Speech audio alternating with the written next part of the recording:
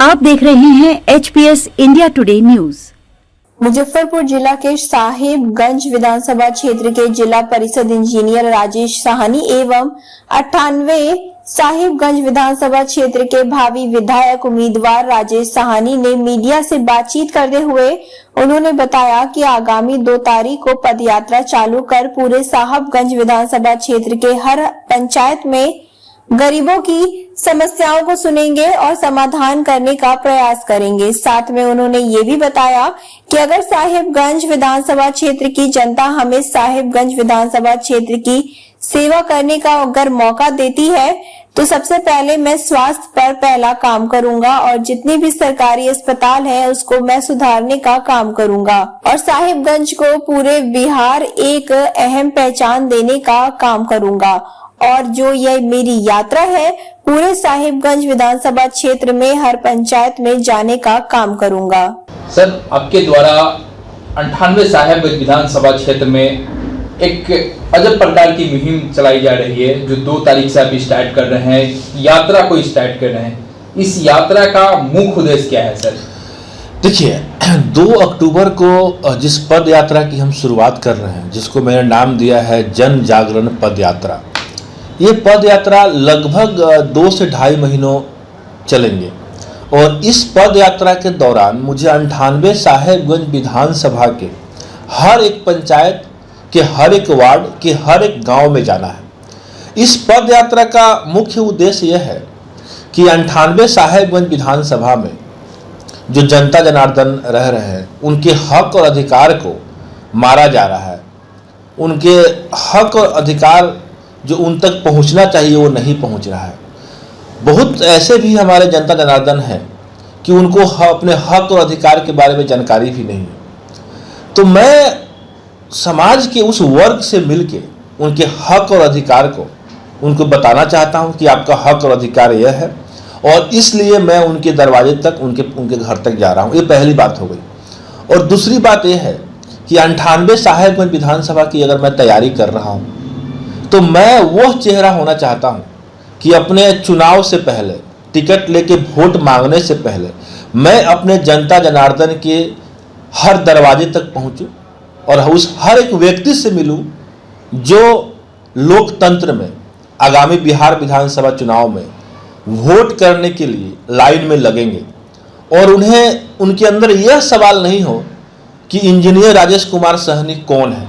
उनके मन में यह सवाल आए या यह जवाब आए कि इंजीनियर राजेश साहनी वो व्यक्ति है कि पिछले कई महीनों से हमारे हक और अधिकार के लिए लड़ रहे थे, हमारे हक और अधिकार हमें समझा रहे थे। उनको विधायक बनाया जाएगा तो मजबूती से हमारे हक और अधिकार को हम तक पहुंचाएंगे। सर, ये देखा जाए ये जो आपका जो यात्रा है कितनों दिनों तक चलेगी? देखिए, शुरुआत तो 2 अक्टूबर को हम लोग कर रहे हैं, लेकिन इसका जो समापन जो है उसकी कोई तय तिथि नहीं है, क्योंकि जाहिर सी बात है कि मेरा जो क्षेत्र है वो काफ़ी दूर दराज वाला क्षेत्र है। 98 साहिबगंज विधानसभा सिर्फ एक साहिबगंज नगर परिषद में नहीं है, वो चक्की सोहागपुर तक है, वो जयमल डुमरी तक है, वो बैजलपुर तक है। तो उन क्षेत्र में आपको पैदल भ्रमण करना, पद यात्रा हो कि मुझे पैदल भ्रमण करना है। यह यात्रा उस दिन समाप्त होगी जिस दिन 98 साहिबगंज विधानसभा के हर एक व्यक्ति के घर तक मैं पहुंचूं, चाहे वो किसी भी जाति के हो, चाहे वो किसी भी धर्म के हो, मैं हर एक व्यक्ति के दरवाजे तक पहुंच जाऊंगा। उस दिन इस यात्रा का समापन मैं कर दूंगा।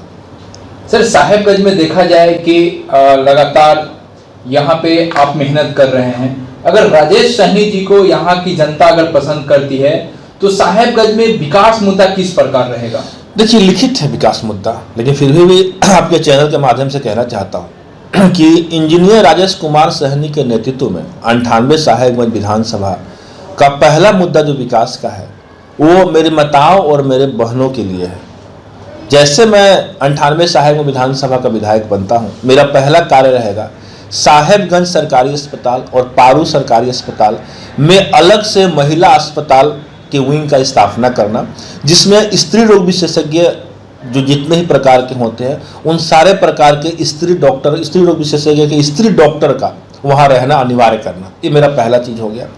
दूसरा चीज़ जो है, हमारे जो भी युवा साथी हैं जो डिफेंस में तैयारी कर रहे हैं उनके लिए पारू प्रखंड हो या साहेबगंज प्रखंड हो, प्रखंड स्तरीय एक ऐसी जगह बनाना जहां वो अपना दौड़ धूप करके अपने फिजिकल में मेहनत करके डिफेंस की तैयारी करें। उन्हीं के साथ साथ सेंट्रल लाइब्रेरी के निर्माण करना। मेरे क्षेत्र के युवा साथी जो तैयारी करते हैं, सुबह सुबह दौड़ते हैं, वो हाईवे पे दौड़ते हैं, वो सड़क पे दौड़ते हैं, जिसके कारण बहुत बार ऐसा होता है कि सड़क दुर्घटना में हमारे बहुत सारे युवा साथियों की मौत भी हो जाती है, आप सब जानते ही हैं। इसलिए उनके लिए एक सुविधा करना है। बुजुर्गों के लिए है, आप जानते हैं कि आपके घर पे हो या मेरे घर पे हो, 40 साल 50 साल के बाद डायबिटीज़ और बीपी के पेशेंट हमारे घर के बुजुर्ग जाहिर से हो ही जाते हैं। उनके लिए एक अलग से मेरिन ड्राइव तरह का विधि व्यवस्था करना, जिसमें वो अपना सुरक्षित पैदल भ्रमण करके अपने आप को स्वस्थ रख पाएँ। क्योंकि जाहिर सी बात है कि आप अपने माता पिता को आप सड़क पे छोड़ते हैं कि चलिए आप पैदल वॉक कर लीजिए अपने आप को रखने के लिए, तो उसमें आपके अंदर एक चिंता होती है कि मैं अपने माता पिता को मैंने सड़क पे छोड़ा हुआ है।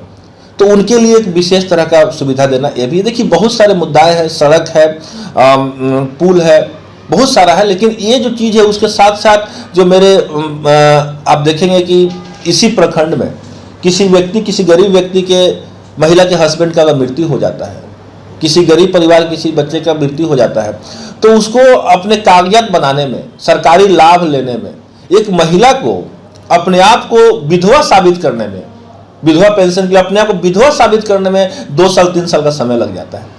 इस सिस्टम को मुझे बदलना है। 98 साहेबगंज विधानसभा में जब विधायक बनता हूं तो ऐसी जो भी समस्या है उसका समाधान मुझे 24 घंटे के अंदर ही करना है। यही मेरी प्रतिक्रिया है।